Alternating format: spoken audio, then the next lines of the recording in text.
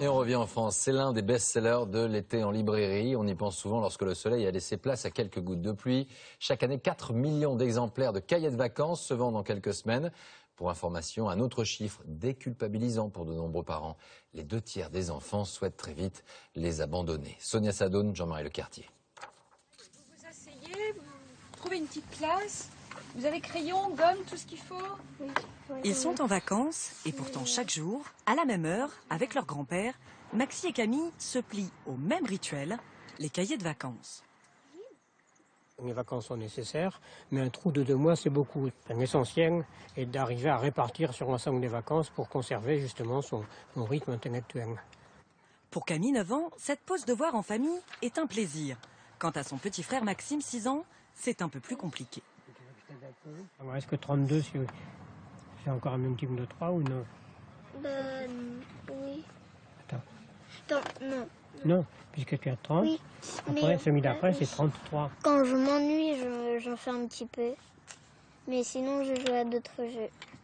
Les cahiers de vacances, une tradition française. Le premier date de 1933. Il y en a pour tous les âges, sous toutes les formes, du quiz au roman fiction, voire même à l'effigie de son héros préféré. Aujourd'hui, 4 millions d'exemplaires sont vendus chaque été, 25 millions d'euros de chiffre d'affaires. Comment ces cahiers sont-ils conçus? Sont-ils efficaces? Dans cette maison d'édition, autour de la table, les enseignants planchent sur les futurs cahiers de vacances, ceux qui sortiront l'été prochain. Pour que ça soit parlant pour les parents, il faudra savoir au niveau des titres ce qu'on garde. Leur base de travail, les programmes officiels. À chaque page, sa notion, voici le verbe et son sujet. On accorde une place majeure pour le rappel de cours, qui est très important. Il faut qu'on se remette les choses en tête. Donc, on décide de le mettre quand même en majeur dans la page.